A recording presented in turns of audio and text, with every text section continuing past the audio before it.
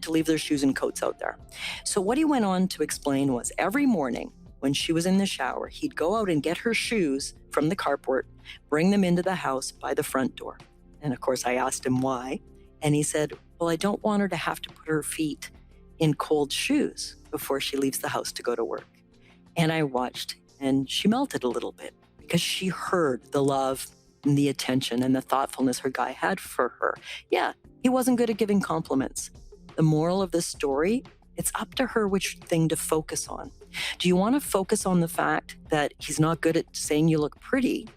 Or do you want to focus on the fact that he brings your shoes out of the cold carport every morning because he doesn't want you to have to put your feet in cold shoes? That's a beautiful act of love. So as I sometimes joke, when your partner steps out of the shower in the morning, do you want to focus on their hairy back or focus on their radiant smile? It's completely up to you. Don't change your mate. Change your mind, change your focus, intentionally choose to look for what's working instead of what's not working, and notice the increase in your openness, your heart, your attraction, and ultimately, people, your happiness. If there was one thing I could offer for how to make this year to come and every year to come rich and deep, and to develop your passion triangle, to bring more depth, breadth, love, happiness, sensuality, and joy to your relationship, it's don't work on your relationship. What? What did you just say? What I mean is this: how many of us want to work on our relationship? We work all the time on everything, it seems. Now, that is not in contradiction to what I said at all. I want you to reframe the idea of working on your relationship, and I want you instead to approach your relationship like a hobby. Think about that for a sec. What are the qualities of a hobby? When I teach this to groups, I have them shout out, what makes something a hobby as opposed to not a hobby? And people say, well, a hobby is something you want to do. You do it because it matters to you. What else? You don't get paid for your hobby. Most of us want to become better at our hobby. If we're a potter or a golfer or a dancer, we often study or take a class, work with an expert. We want to continue to master and improve our skills at our hobby.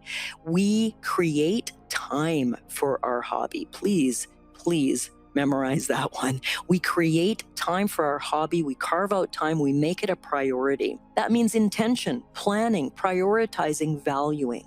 Make your love life a hobby this year and in the years to come.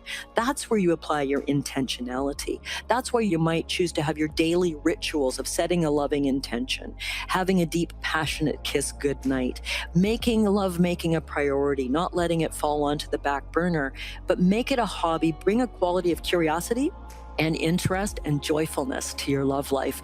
And don't work on your relationship as much as dive into the hobby of mindful loving. Because again, ultimately, great happiness is up to us. Great love and great sensuality begin and end in the mind and in our choice to become and be a generous, awakened lover, to bring the very best of our heart and mind to this love affair between you and I at this time. Train your mind and train your heart to be an awakened lover. My greatest hope is that I will learn in my own relationship to fall in love over and over with the one I'm already with, one moment at a time. Because remember, love ultimately is a choice, and the choice is yours.